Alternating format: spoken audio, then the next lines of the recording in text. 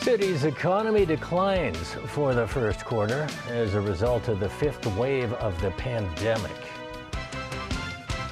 Another restaurant COVID infection cluster is identified.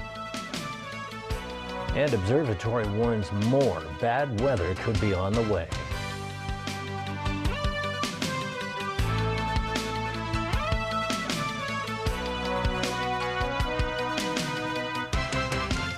Good evening and welcome. As the latest wave of COVID continues to take its toll on the city, Hong Kong's GDP came in worse than expected in the first quarter, shrinking 4% year on year. The government economic growth forecast for the year has now been lowered to between 1% to 2%. Jacqueline reports. In Hong Kong, the start of 2022 was marked by a relatively buoyant economy, with the government estimating some 2 to 3.5% growth in full-year GDP, only to see a turnaround when the fifth wave of outbreaks hit the city. The government says Hong Kong's economy saw market deterioration in the first quarter, a drop of 4% in GDP year on year. The decline ended the rising momentum over the last 4 quarters. That's largely dragged by the notable decline in total exports of goods, which slid 4.5% year on year. A similar situation for private consumption, which logged a drop of 5.5%. Property markets also took a beating due to tightened monetary policies from the U.S. Federal Reserve. The transaction rates in Q1 plunged 45% year on year to their lowest since the fourth quarter of 2018. With that, the government revised its full-year forecast for the city's economic growth in 2022 to 1% to 2%. Looking forward, the government believes green shoots could be seen in the economy as the pandemic stabilizes, but the weaker global demands could hamstring the city's economic growth. The disruption to land transport between Hong Kong and the mainland may ease a little bit in the coming months, so this should help give some relief to Hong Kong's export performance. But of course, on the other hand, we have seen some deterioration in the global economic outlook, so this will continue to constrain Hong Kong's exports in the coming, in the coming few quarters.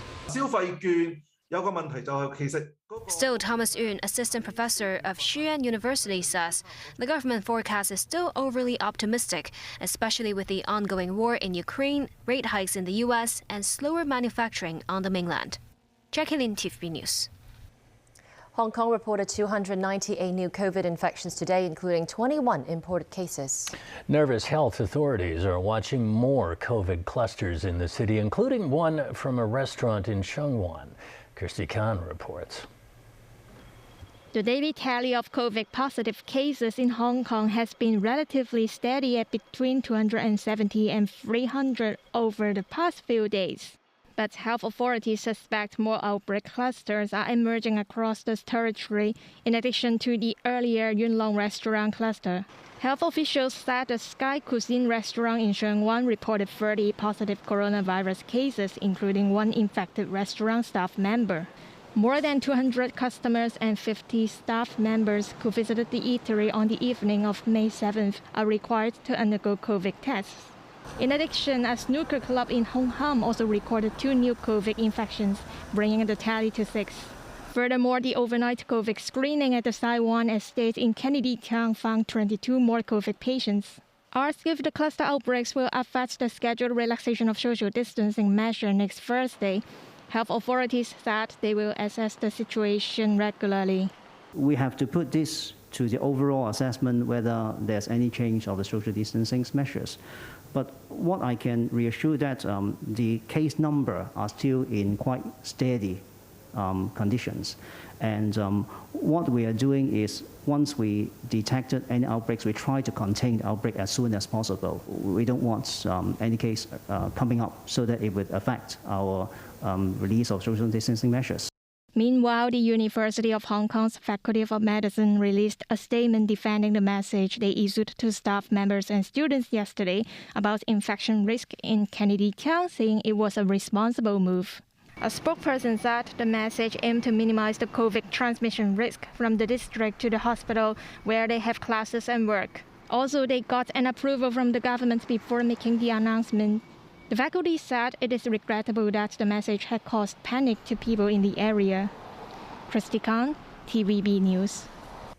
Morning and full-day school classes were suspended today after Hong Kong was drenched by heavy rain. The Hong Kong Observatory issued its first red rainstorm warning of the year at 4:25 a.m. Later, the Education Bureau announced the class suspension, even though the university entrance examinations were allowed to go ahead as scheduled. The warning signal was lowered to amber at around 7 a.m. and cancelled at 7:40 a.m. Even though the rain gradually stopped, the observatory said the city will still be affected by unstable weather. The weather forecaster said Hong Kongers should pay attention to the weather and avoid going near mountain streams over the weekend. We expect that this trough low pressure will still be there for 2 more days. So over the weekend, especially on Saturday and Sunday, it will still be unstable, and there will be occasional heavy showers and thunderstorms. And for the time being, we would say that the weather will still be unsettled. And so beware that weather may change any time, so be prepared for that. A list of public holidays has been published for 2023. Some workers could see at least 3 long breaks if they plan ahead. Altogether, there will be 17 public holidays next year, the same as this year, with New Year's Day and National Day both falling on a Sunday. The following Mondays will be designated as a general holiday in substitution. That means workers could enjoy 2 3-day long weekends during the Lunar New Year in 2023, taking 2 extra days off before or after the statutory holiday could also give workers a Monday to Friday shift, a 9-day break.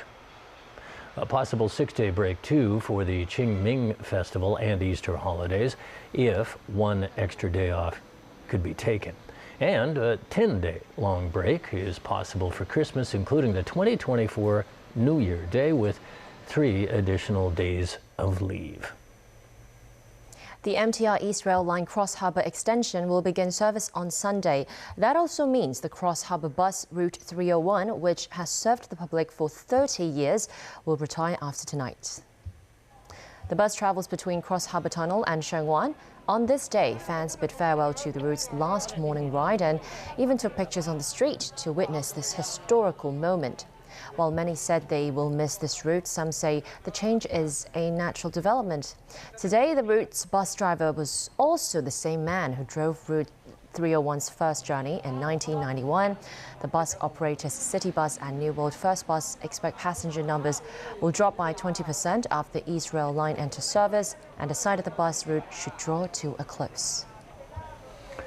The mainland reported about 2,400 locally acquired coronavirus cases. Most of them are in Shanghai, where authorities are still aiming to reach 0 infection at the community level by the middle of this month. Beijing also logged 50 local infections.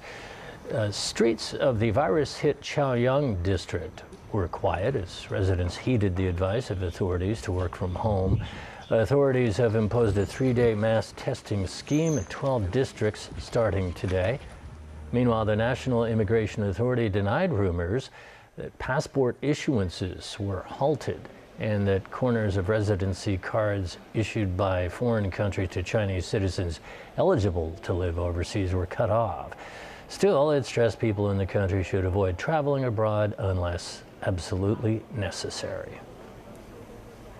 Still to come on tonight's news, North Korea tries to contain COVID outbreak.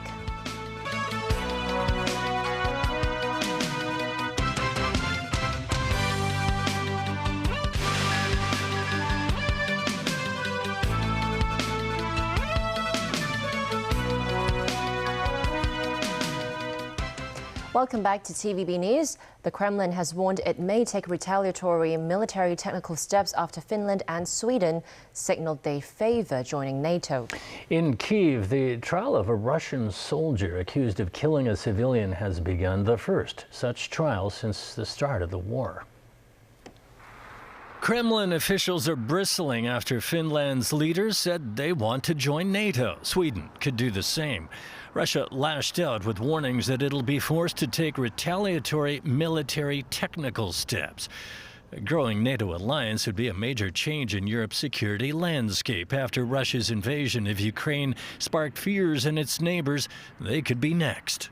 The United States says the two countries are already valued defense partners. This is President Putin who caused this. Look at the mirror. And I think that also probably is the reason for what you've seen as public support for joining NATO increase in these countries as well. In the Ukrainian capital, the first war crimes trial of a Russian soldier since the start of the war began today. A 21-year-old captured member of a tank unit is accused of shooting a civilian in the head.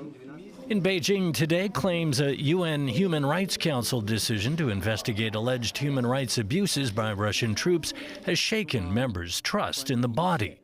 A foreign ministry official said the UN is only choosing to look into some countries that wage war and not others. Yesterday's resolution was passed by a strong majority, with only China and Eritrea voting against it. New video released by the Azov Regiment shows gunfire in a steelworks plant in the battered Ukrainian port city of Mariupol. A few hundred soldiers are surrounded by Russian forces. Food, water, power, and heating supplies were cut off weeks ago. Kyiv says tens of thousands of people have likely been killed in Mariupol since Russian troops turned it into an urban wasteland. Russia's defense ministry said today its forces destroyed an oil refinery in central Ukraine and shot down a Ukrainian aircraft in the Kharkiv region. Both sides are battling for control of the western Black Sea coast. Ukraine's military said today it will fight for the remote Snake Island in the Black Sea for as long as is needed. The United States reached more than 1 million COVID-19 deaths on Wednesday, just over 2 years after the first case upended everyday life. Congress leaders held a moment of silence outside the Capitol to commemorate the tragic milestone. The event was led by House Speaker Nancy Pelosi and the Right Reverend Marian Edgar Budd. The loss represents one death for every 327 Americans. The precise toll of the pandemic may never be truly known. Some people who died while infected were not tested. Others, while having COVID-19, may have died for other reasons, such as chronic illness. U.S. President Joe Biden opened a gathering of ASEAN leaders with a promise to spend $150 million on their infrastructure, security, and pandemic preparedness aimed at countering the influence of China. Biden started the two-day summit with the 10-nation Association of Southeast Asian Nations with a dinner for the leaders at the White House ahead of talks at the State Department. While Russia's invasion of Ukraine is on the agenda, Biden's administration is hoping the efforts will show the countries that Washington remains focused on the Indo-Pacific.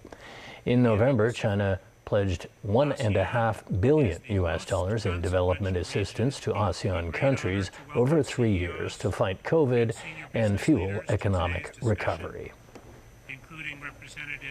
That's the news. Thanks for watching. Good night.